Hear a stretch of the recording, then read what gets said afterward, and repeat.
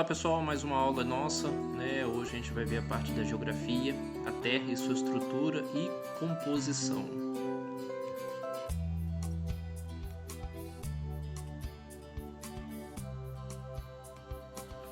Então, qual a importância dos solos? Como os solos se formam e quais as diferenças entre as rochas? São algumas coisas que a gente vai ver nessa aula de hoje. Então a gente tem o relevo, ele tem agentes externos e agentes internos. Então a gente vai ver aqui o que modela o relevo externamente. Primeiro são os rios, né? O transcurso das águas no leito dos rios ele vai modificando, né, o trajeto do rio. Então os rios moldam o relevo. As chuvas, né, quanto mais forte, mais ela vai causar, né, um processo que a gente chama de erosão, né, que é tirar sedimentos de uma parte mais alta do relevo, transportar para uma parte mais baixa ou até mesmo no leito dos rios, né, que é o processo de assoreamento do leito dos rios. Os seres vivos, né, o ser humano consegue tirar uma camada de terraplanar, né, fazer uma terraplanagem, que é cortar, né, o relevo para poder fazer construções, interjeições no relevo. Então o ser humano consegue fazer essa moldagem do relevo. O vento, né, funciona como se fosse uma lixa, né, lapidando a rocha. E por fim, o gelo, que é outra forma de um agente que também faz uma estrutura de moldagem do relevo.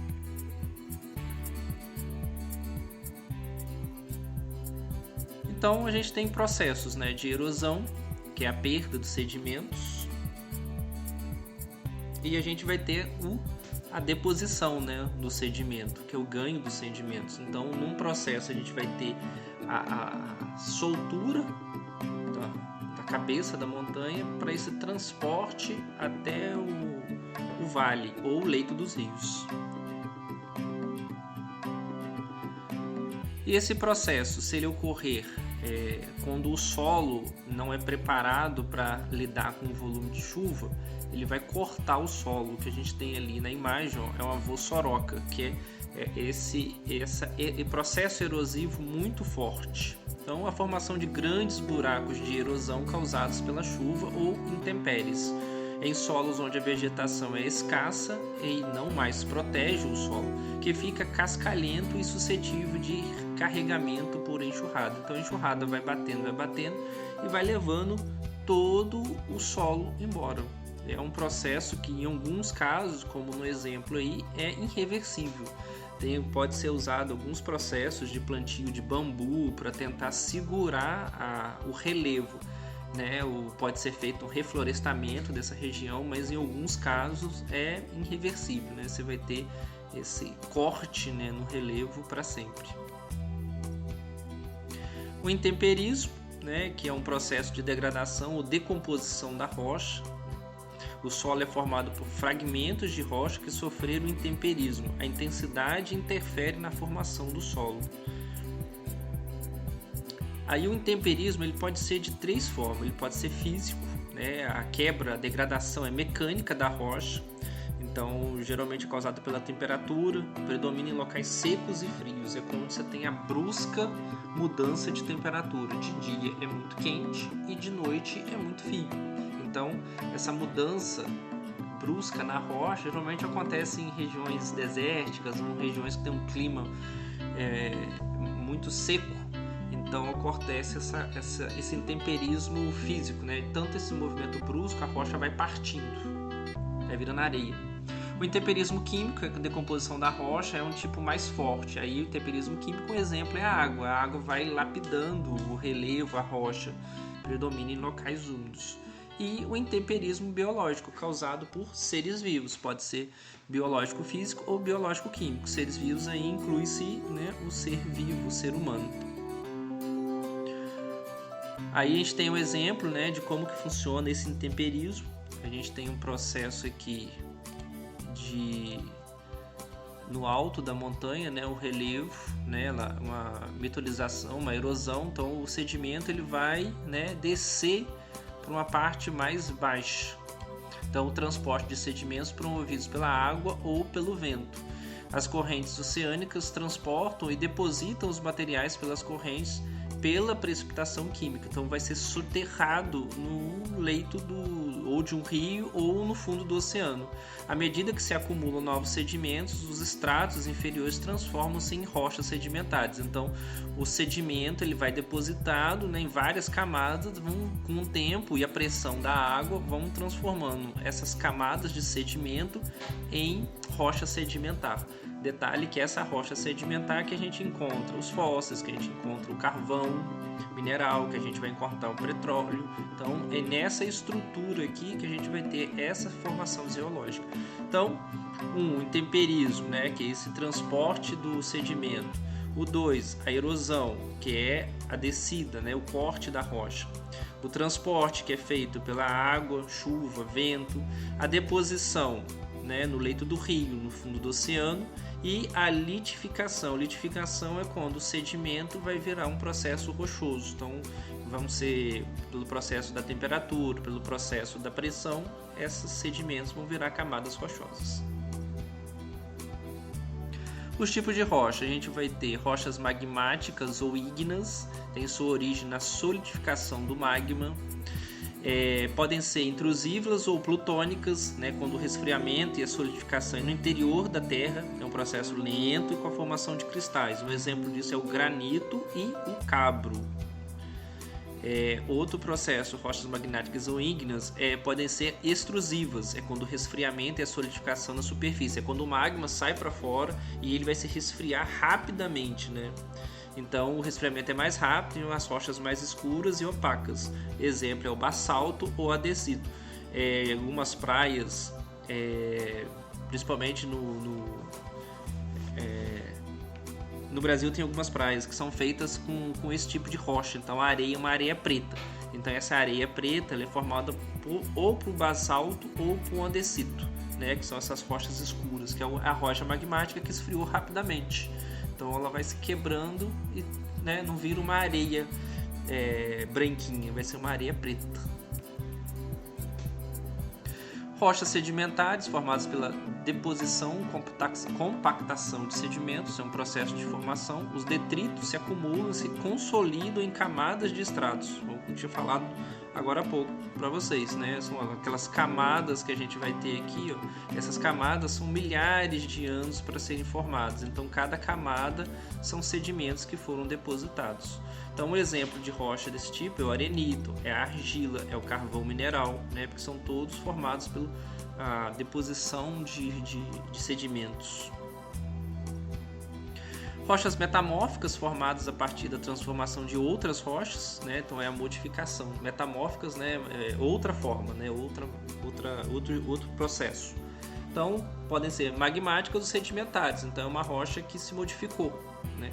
Então quando submetidas a certas condições de umidade, calor e pressão do interior da Terra, a rocha transformada adquire novas características e tem a sua composição alterada. Exemplo, o quartzito e o mármore. Então a gente tem ali o granito, o arenito e o calcário. Eles vão ter algumas modificações. O granito ele vai virar a gnase, o arenito vai virar o quartzito e o calcário vai virar o mármore. Então esse processo aqui se dá essa aqui são as rochas metamórficas. São as rochas metamórficas. Então rochas metamórficas formadas a partir da transformação, nova palavra, né? Metamórfica é só lembrar de transformação de outras rochas, podem ser rochas magmáticas ou sedimentares, quando submetidas a certas condições de umidade, calor, pressão no interior da Terra. Então tem uma característica, né? A rocha transformada adquire novas características, então novas características, tem sua composição alterada. Exemplo, tá ali o quartzito e o mármore, e quartzito, a gnase também. Ok? Então a estrutura geológica, né? A gente tem dobramentos modernos, com orogênese na era cenozoica, no período terciário, cadeias de montanhosas, atividades sísmicas. Então é um processo que você vai ter a formação das montanhas, né? Então você vai ter as atividades sísmicas, né, quebrando a rocha, quebrando a crosta terrestre, e a formação de vulcões com essa atividade sísmica moldando o relevo. Maciços antigos ou escudos cristalinos, isso já se formam na era pré-cambriana, é muito erodido e desgastado. Existência de minerais metálicos. Aí tem uma fotinha aí das montanhas. Então a gente vai ter um processo de estrutura da rocha, né? A meteorização ou a erosão, que é um processo do intemperismo, ele vai quebrar a rocha e vai levar a rocha, vai ser depositado em oceanos e continentes. Então os sedimentos, né? Os sedimentos vão sofrer o processo de litificação, né? Temperatura, pressão, vão se transformar em rochas sedimentares. Então você vai ter esse sedimento se transformando numa rocha. Aumento da pressão e da temperatura dessa rocha, então ela vai virar uma rocha metamórfica, né? Que ela mudou, essa estrutura dela virou outra coisa, então é uma outra rocha. Daqui ela pode sofrer um processo de fusão se ela for de uma placa tectônica. Então, se ela for uma parte mais maleável, ela pode ceder, né, ao dobramento. Uma parte vai subir, vai virar montanha, e a outra vai ser empurrada para o magma. Então, essa rocha metamórfica vai retornar ao magma.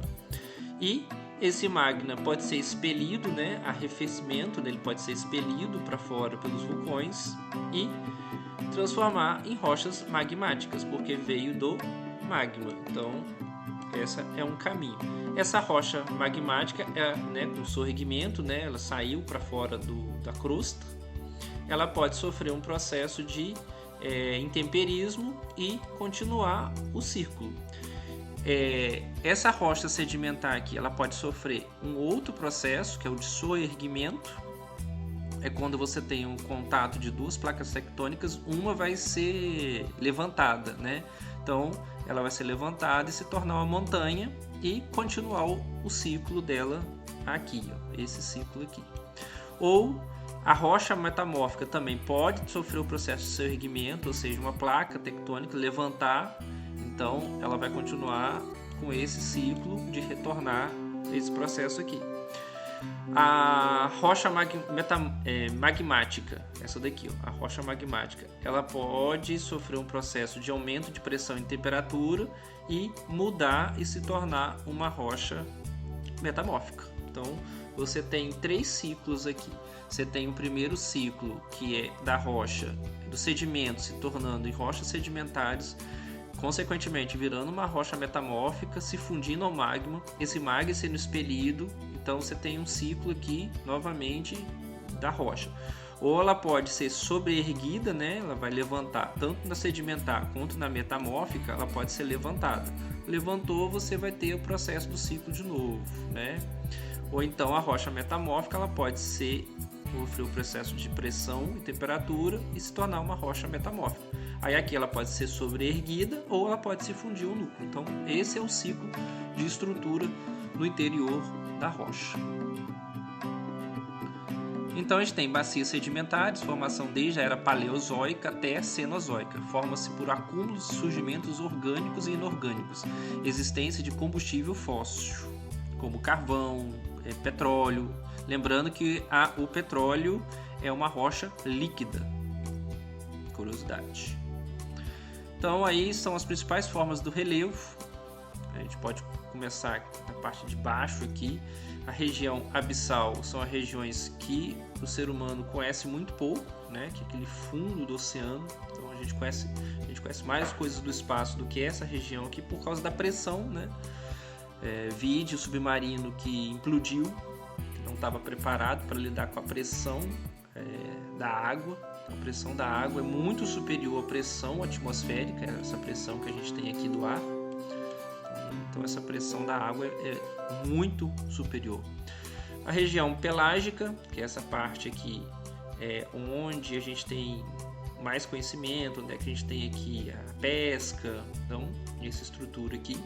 O talude continental, que é essa parte próxima à parte do leito do mar, né, daquela parte da praia.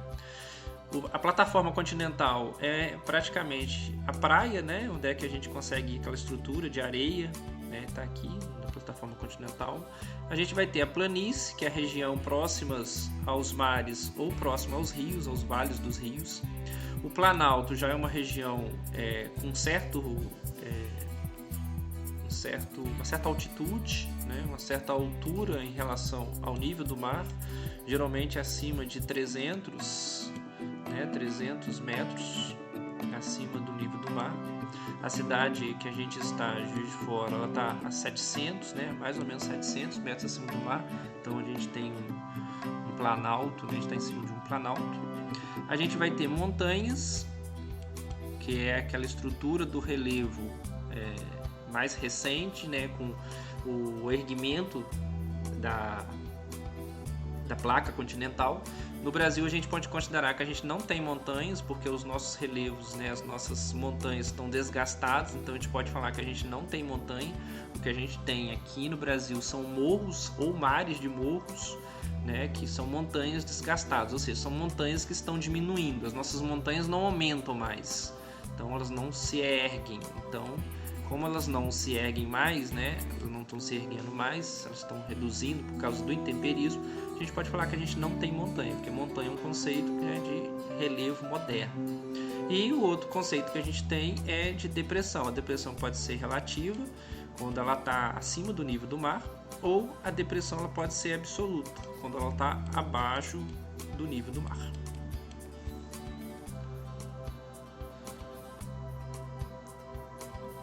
Então a gente tem estágios de formação do solo, né? A rocha matriz, né? Rocha em desintegração, um processo de intemperismo. Então isso aqui é a rocha matriz, processo da água, né? Da chuva, o leito rochoso. Então isso aqui é a rocha matriz. Então ela começa a ter um processo agora de quebra. Então vai se formando matéria orgânica. Aqui você tem a matéria-prima, que é a rocha, e o leito rochoso. Então ela vai criando horizontes. Então você vai ter aqui a formação de fragmentos minerais e matéria orgânica, né? Começa a surgir as primeiras plantas, musgos, formação de humus, por causa dos seres vivos, minhocas, micro-organismos. Então aqui se torna o horizonte C, é a rocha matriz. Então um solo mais fértil, você vai ter essa estrutura aqui, ó. Essa estrutura aqui, isso aqui é um solo fértil. Você tem a matéria orgânica com o horizonte A, né? Você tem o horizonte B, um horizonte C, e seria essa rocha matriz. E aqui em cima você teria um horizonte O, que é onde você tem a estrutura da vida, florestas, então um solo extremamente rico. Então 1 é o leito rochoso, começa a se desintegrar. O 2, a matéria orgânica facilita a desintegração. O 3, forma-se os horizontes. E o 4, o solo desenvolvido sustenta uma vegetação densa.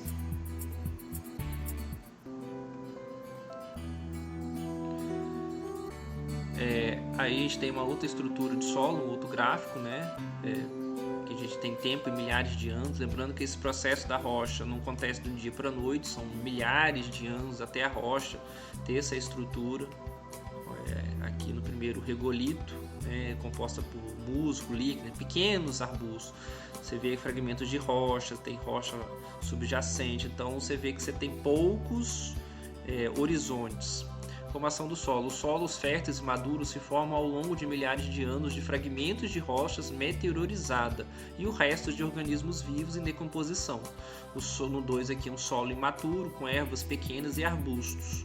Começa a se formar uma camada de matéria orgânica aqui, matéria orgânica. No 3 é o solo maduro, animais que fazem toca, decomposição no solo, excrementos de minhoca, os humus, matéria animal, vegetação e decomposição, formação dos humus. As minhocas melhoram a estrutura do solo, sistema radicular.